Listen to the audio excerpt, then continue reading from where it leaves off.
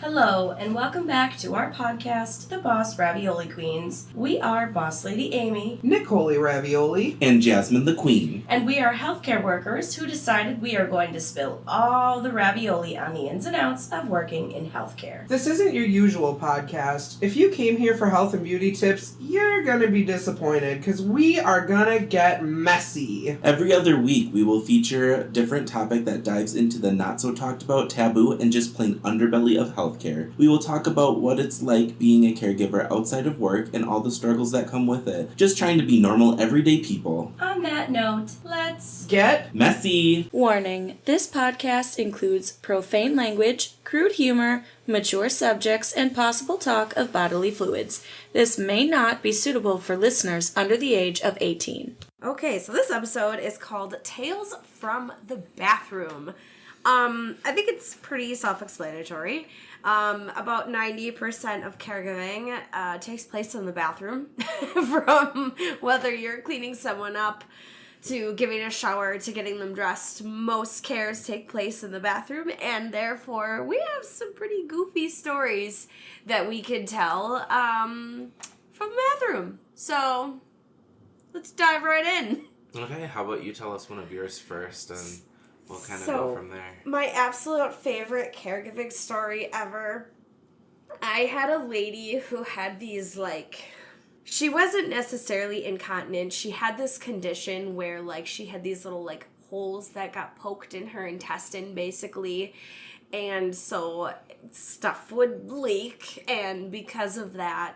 That sucks. Yeah, so it was kind of like she was incontinent, but she wasn't actually incontinent because it wasn't coming out of the booty hole. So, because of that, she always had to wear, these special thick pad thingies, and then, of course, she had the Depends.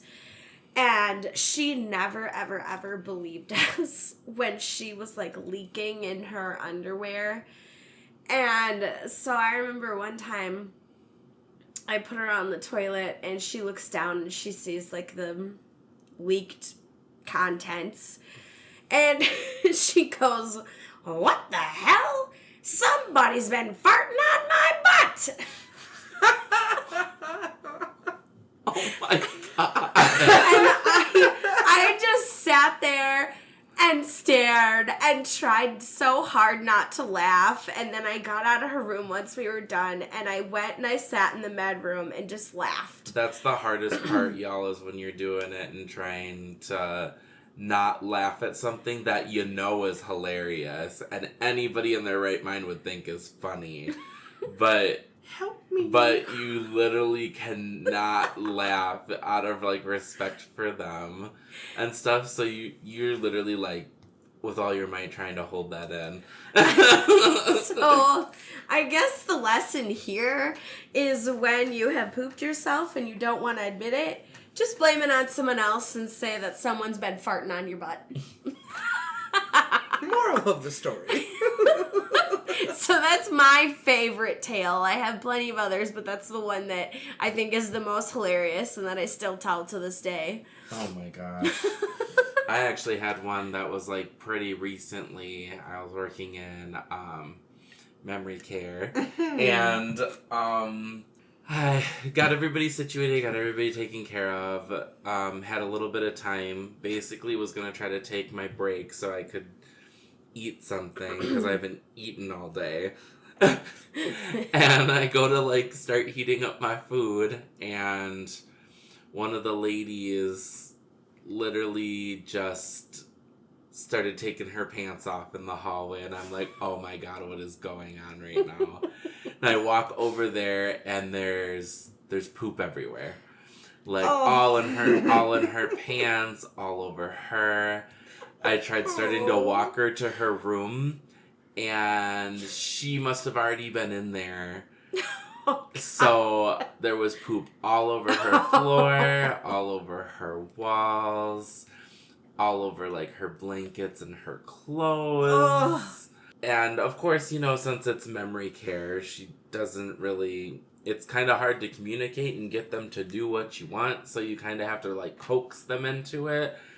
So I'm basically trying to get her at least to the bathroom, to sit on the toilet so I can start stripping her down and cleaning her up and whatever.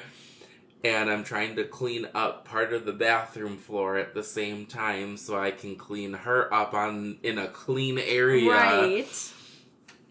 And as I'm doing that, she keeps trying to get up and like basically get away. And I basically have to like shove her on the toilet to stay there.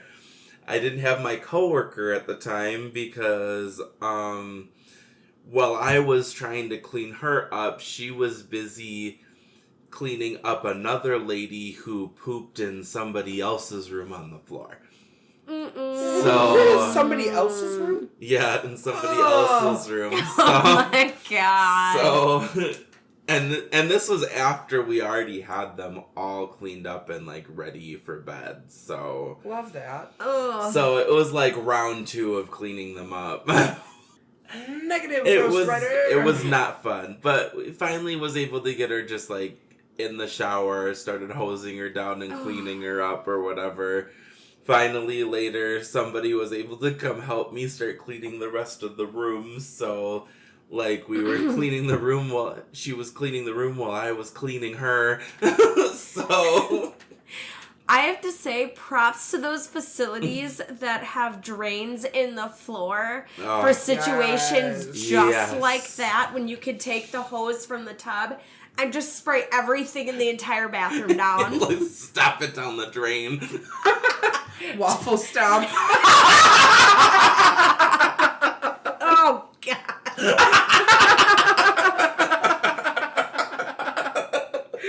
Oh, God, I'm fucking dead already. As someone who's had to rinse poop down the drain many times, that's so gross. It's disgusting. So gross, but we are all guilty of it. If I can avoid it, I'm not gonna pick it up out of the shower. Oh, absolutely not. Especially when you have excellent water pressure and it just breaks everything right up. Oh yeah, that's the best. Okay, we need one of your stories now, Nicole. Ravioli. Let's pull one out of the repertoire. Rolodex. Oh. Hopefully most of you are old enough to know what that is. Oh, God. You just made me feel so old. Oh, okay. Well, let's go behavioral. Oh, no. Oh, no. So I was working for this one place. Many houses. I was trained at most of them. Had this one autistic person, very tall. Wouldn't know that he was autistic if you just like saw him in public or something. Oh God, I know which one. Nope, you never met this one. No, I know what story. Oh. Okay, well, there's like a little mom and pop like car dealership down the road from this house. And he decided that he was just going to elope. And for those of you that do not remember what eloping is, it's when a resident runs the fuck away from the house, which he did. And my coworker looks at me and she's like, "Your turn, track star." I was like, "Thanks for letting him get like a 3-minute head start with his fucking, I don't know, Shaquille O'Neal legs. Like, God, this guy, and he skipped. He skipped and made it look effortless. And here I am behind him just like, I'm going to twist my ankle. This is a field. I'm not paid enough for this. So I make it over to like the car dealership place, and thank God they were closed for the day. They were closed. So he's like trying to open the door to the delership, not working. Trying to open car doors, not working. So I go over and I'm like, "Hey bud, let's go home." And mind you, the part that I forgot to mention is that he wore boxers and Depends. So he had his Depend on under his boxers. Mm-hmm. That's ideal. That is all he was wearing. No shirt, no pants, no shoes, no socks. Oh, that's not ideal. No, it's not. Please tell me it was at least summer. It was. Oh, thank God. Kind of. It was like, I think it was like September when this happened. August or September. Technically covered, so. So, again, this guy looks normal, okay? He looks completely fine. It's when you see, like, when he gets agitated and he makes his noises and does his little hand movements and, stimming and whatever. So, I'm arm in arm with him, and we're just walking down the highway back to the house. And I shit you not, 3 cars, 3 of them slowed down to probably, like, 5 miles per hour or less, and I just got the head turns from every single one of them. Yeah. So I'm like thinking, what? Do they think that this guy is like my boyfriend and I caught him cheating and this is some kind of punishment?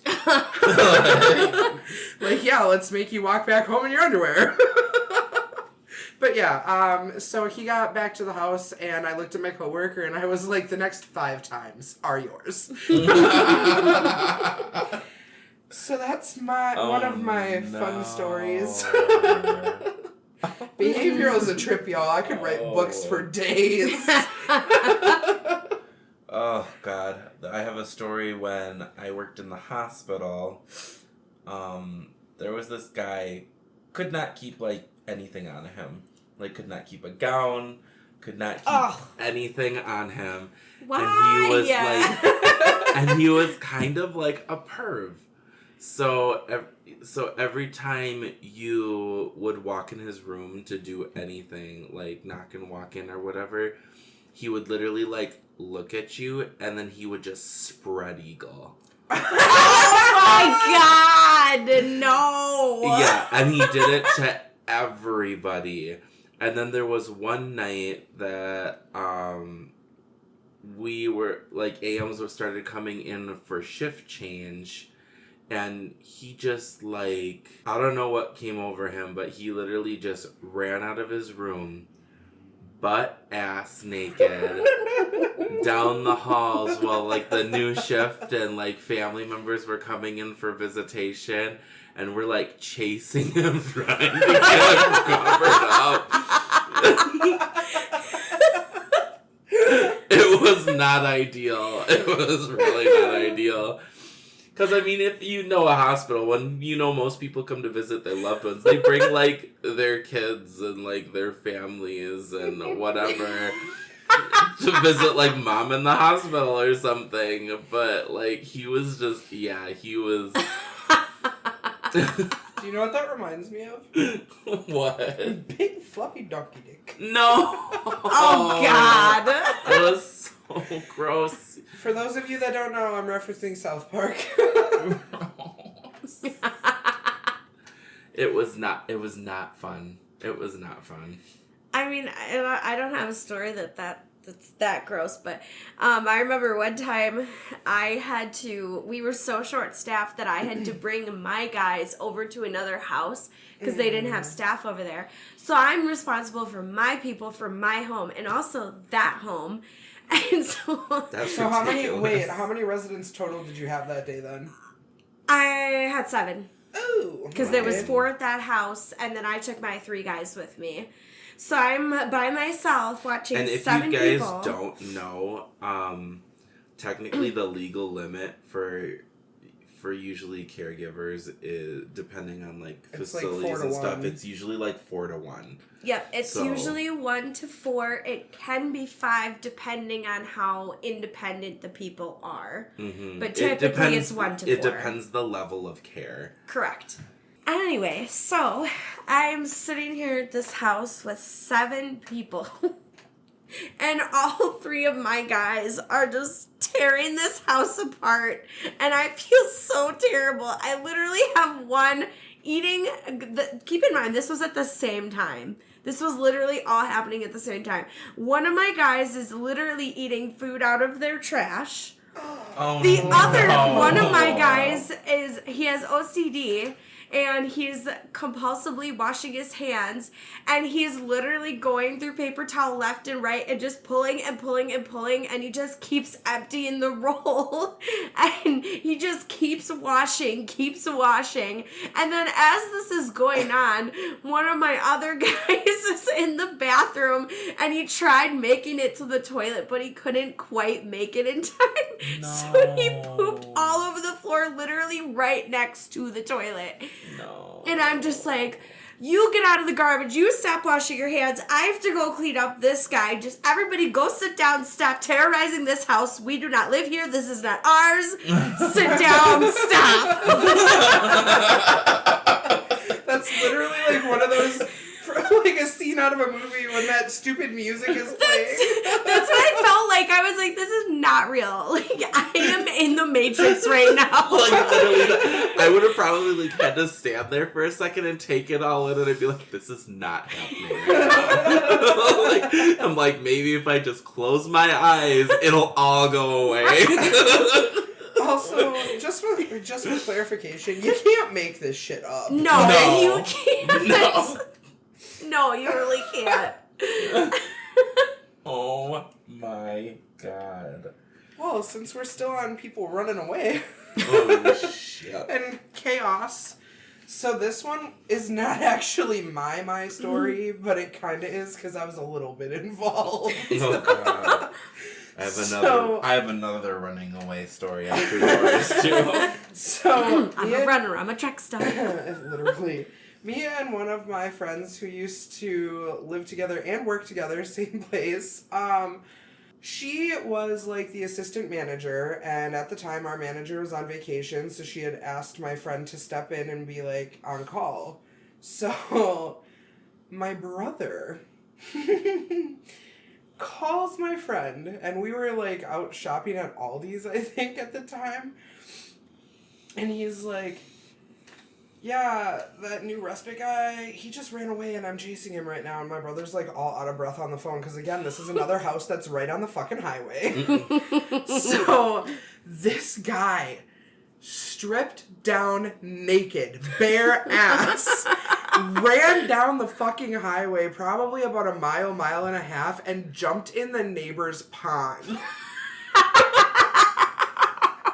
Jumped in the neighbor's pond, and my brother's like, what do I do? Oh my god! And we were like, is he, like, gonna get out of the pond? And my brother was like, I don't think so. Wait, did he know how to swim? Again, I was not there for the whole he incident. survived, so I guess so.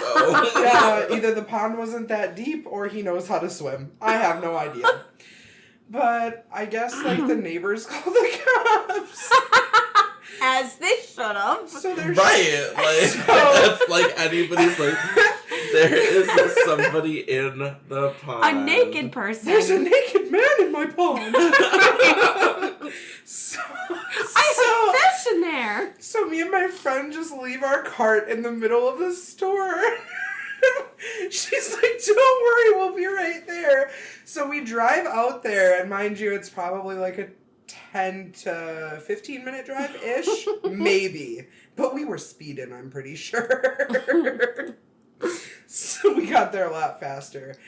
But we find my brother on the highway, just chilling. And he's like, he got out of the fucking pond when he heard the cops were coming. Some shit like that. Went back to the house before the cops even got there. So yeah, I don't honestly know if there was police contact or not. There may have been, but if there was, I don't know about it. But butt ass naked, went skinny dipping in the neighbor's pond. Oh my god.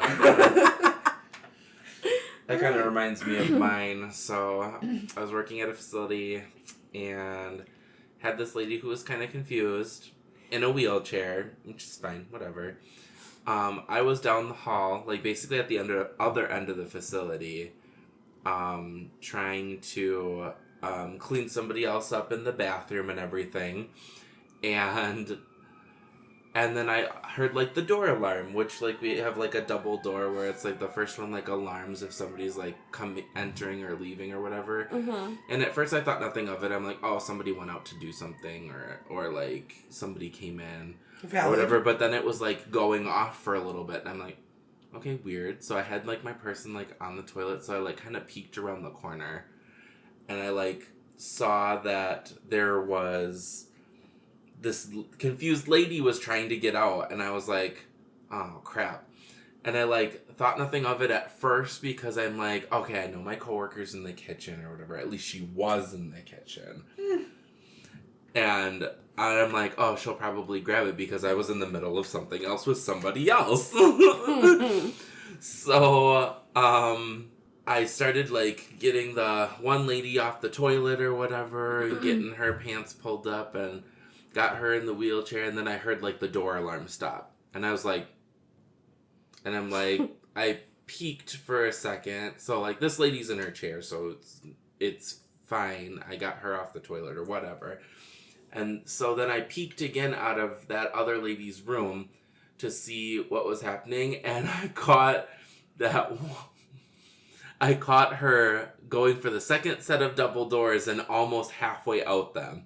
I literally like went back in the room and I'm like, I'll be right back. And then like I ran all the way down the hall, and I didn't make it until she got out, and she started rolling in her wheelchair down this incline, and I'm chasing her down the parking lot to stop her from hitting the grass and flipping out of her wheelchair.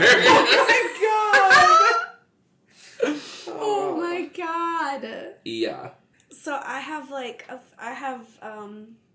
we'll say 3 little mini stories. They're really short, and they all took place at the same facility. Oh boy.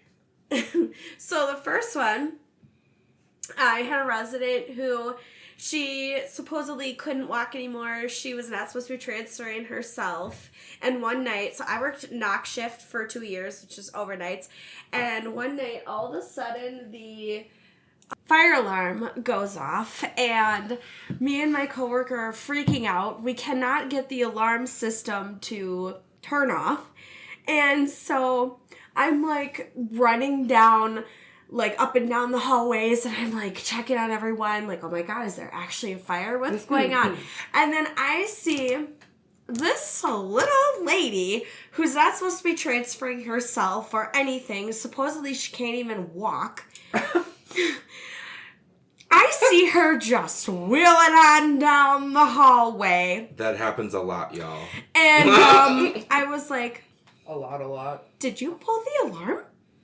She's like, yep. I was like, did you get yourself out of bed? Did you get yourself into your wheelchair? I was so mad. So then on top of that, like I said before, we couldn't get the alarms to turn off. We could not get the panel to work to save our lives. So we had to call the fire department, and the alarms and the lights were going off for a half hour before the fire department came. Wonderful. Wow. Yeah, because when we called, we were like, hey, we tried calling the alarm company. This is not working. It's not turning off. And they're like, well, try this and this and this and give us a call back. So we did. It didn't work. Obviously, they didn't prioritize it because it wasn't a real fire. So it took them a half hour to show up. I would have just told them it was a real fire. So that's... I've been like, false alarm. I can't get the thing to shut off. And then it was funny because then when they finally came out and fixed it for us, they were like, how long has this been going on? It was like about a half hour. And they were like, and no one woke up? No one. Except for the lady that pulled it. Probably helps, you know, that like some of them usually are like deaf. Right. Well, and actually this lady had pulled the fire alarm several times before, but we didn't know that. She had always done it on day shift. And obviously, like, they would just call and have the alarm companies turn it off, but it wasn't working for us, and it was knock shift. So this was our first time ever with her pulling it on our shift. And so apparently, actually, She's evolving. Right. So it got to a point where the fire department actually told the facility and her family, it was her daughter who was her guardian, that if she didn't stop pulling the alarm, every time they had to come out and turn it off for us, it'd be $2,000 per alarm pulling. Oh my god. Wow. So that was the first story. And then the second one is really short. I had a guy who took iron pills, and if you don't know, iron turns your poop into basically like tar. It becomes sticky, it's tarry and black. And it smells awful. Oh, it's awful. And it makes it sound like you have a GI bleed. And yes. It's so difficult to clean. Yes, to because get it off. Just Sticks to everything. It's so sticky. Yes. If you didn't know this, weirdly enough, shaving cream on like a washcloth to scrub it away works pretty well. Did not know also that. Lotion. Lotion does work. Yeah. Or Perry spray. Perry spray works sometimes Perry too. spray is... Now we have to explain. Perry spray is just a perineal cleanser. It's basically like a spray that you just... Yep. It helps clean everything up. Sometimes stuff just doesn't want to come off and you gotta like scrub at it. So instead of doing that, that's supposed to help with it. And for those of you that don't know, perineal means ya downstairs. Yep. It's literally no rinse crotch cleaner. Basically. That's what it is. It's like Windex. Anyway. Stop it. Windex for your downstairs windows. So, anyway, one of my dudes took iron pills, and one night, he came out and he was like getting worse with his dementia and stuff, and so he was like increasingly having more and more confusion and agitation and stuff. And so he like comes out and like I'm like in the little living area thing, and this was when I was working at a big facility, so the hallways are pretty long. And so like I had all of the lights off in all the other rooms except for the 2 hallways. And that's all I needed. So he starts walking out. And at first I was like, what was going on? Like, to me, it looks like he's wearing a t-shirt and black shorts. And so I'm like, that's weird. I'm like, they normally don't put you to bed in black shorts. They normally put you to bed in a depend in a white t-shirt. I can already see where this is going. And so as I'm walking up closer to him, first off, this man was so pale that he wasn't wearing a white t-shirt. He didn't have a shirt on. And second of all, he was not wearing black shorts. He was covered in iron poop. Oh, I knew it was coming, but hearing you say it didn't make it any better. No, it didn't. And then he got mad at me for some reason. I don't even know why, but we made it back to his room and he just like threw his walker and I was like, are you done? Because, like, I need to get you in the shower. No. And was he done? Eventually, yes. So that he took a shower, and then he thought it was time to get up, and he was real confused. Oh, yeah, because he gets mornings. Showers, yeah. Yeah. Anyway, so there was that, and then my last mini story is actually regarding the same guy. So we had a lady in the facility that he, like, was convinced that this was, like, his dead wife. Like, Oh, I hate that. That's so Same. sad. Well, like, it was weird because, like, I saw pictures of her and, like, she looked nothing like her. But anyway, he was convinced that it was her. And one day, he was telling me about the love of his life. And he was like, yeah, that lady, you know the one. And I was like, do you mean so-and-so? And he's like, yeah. And I was like, but I think if she's going to be the love of your life, you need to know her name. And he's like, I know her name. And he said something. And he's like, that one, my girlfriend. Oh, no. Stop it. And then it was funny because later that day, I was in by her and I was like, so-and-so tells me that you guys are together. I was like, what's going on? And she's like, she was like, I don't even like him. He's obsessed with me. Oh my High school. God. Sounds like high Drama. Old people drama. Seriously. Sometimes there's so much drama in the nursing home. It's ridiculous. It's like high school. Well, anyways, I think we're going to save some stories for future episodes. And I think we're going to say bye for this one. Bye. Bye. Bye. This has been the Boss Ravioli Queens podcast with your hosts, Boss Lady Amy, Nicole Ravioli. And Jasmine the Queen. Thank you so much for spilling your ravioli with us. Don't worry, we'll serve you more next time. Until next time, go wash your ass.